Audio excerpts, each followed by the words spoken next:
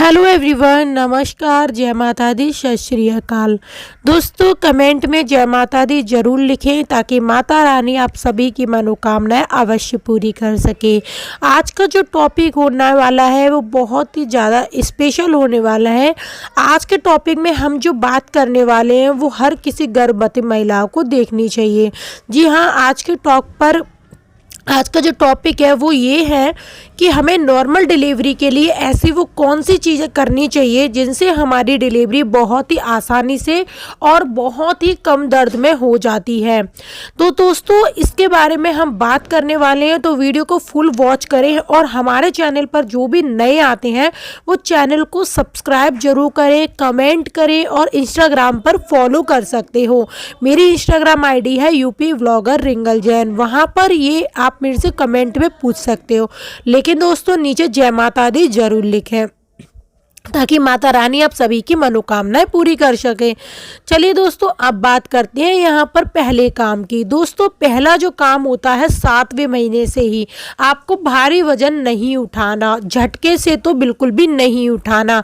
साथ ही साथ आपको सीधी करवट से कम सोना है, लेफ्ट साइड ज़्यादा सोना है। दोस्तों, इसके पीछे साइंटिफिक रीज़न होता है क्योंकि जब भी हम लेफ्ट करवट से सोते हैं तो हमारा जो खाना है वो आसानी से पचता है, डाइजेस्ट अच्छी तरीके से होता है और हमें कब्ज की दिक्कत नहीं रहती। और जब हमें कब्ज की दिक्कत नहीं रहेगी, खाना हमें अच्छी तरीके से पचेगा, तो क्या होगा इस बात का ध्यान रखना है। खाना पचने के कारण हमारे पेट में खालीपन रहेगा और जब पेट में खालीपन रहेगा तो डेफिनेटली ही प्रेगनेंसी हमारी नॉर्मल होगी, बच्चा आराम से हेड डाउन कर पाएगा।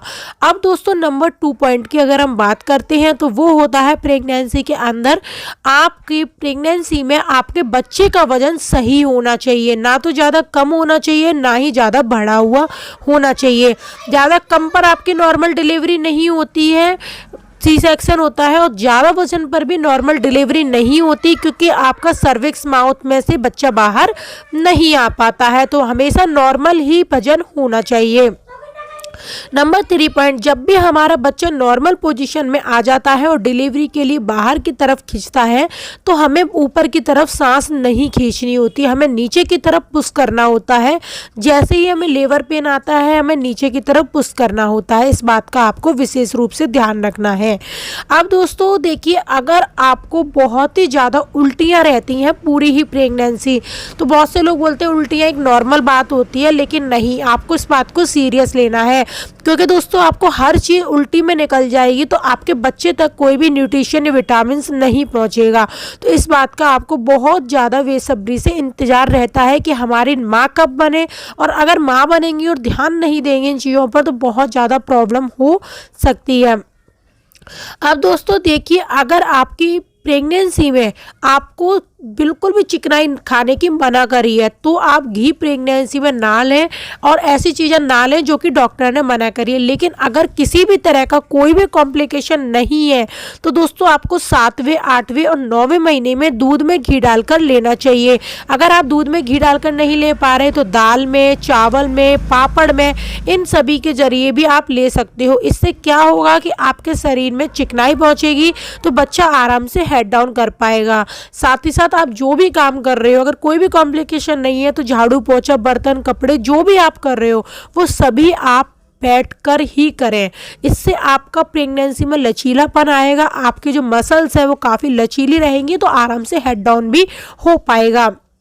अब दोस्तों देखिए, एक बात का और ध्यान रखना है कि आपको स्ट्रेस बिल्कुल भी नहीं लेनी, बस ये सोचना है जो होगा अच्छा होगा, कोई भी परेशानी नहीं होगी। अगर आप स्ट्रेस लेंगे तो आपके और आपके बच्चे को तकलीफ हो सकती है। आप स्ट्रेस लेने से आप जो भी खाएंगे पिएंगे वो भी बच्चे को नहीं लगेगा, तो इस बात का आपको ध्यान रखना है। अब दोस्तों देखिए, अगर आपकी प्रेगनेंसी में बहुत ही ज़्यादा आपके सर में दर्द रहता है जिसको आप सहन नहीं कर पा रहे तो दोस्तों आपको डॉक्टर से मिलना चाहिए क्योंकि इस कारण भी आपको चिड़चिड़ापन हो सकता है और ये माइग्रेन की दिक्कत भी हो सकती है। इसलिए आपको डॉक्टर से कोई भी बात प्रेगनेंसी में नहीं छुपानी। तो दोस्तों, ये जो काम थे मैंने खुद अपनी प्रेगनेंसी में किए थे और मेरी प्रेगनेंसी सिर्फ 2 घंटे के अंदर हो गई थी। और हाँ, जब आप डिलीवरी के लिए जाओ तो आप दूध में कैस्टर ऑयल डालकर जरूर पी कर जाए, जिससे आपकी डिलीवरी बहुत आसानी से होती है। तो इस वीडियो को यही एंड करते हैं। बाय।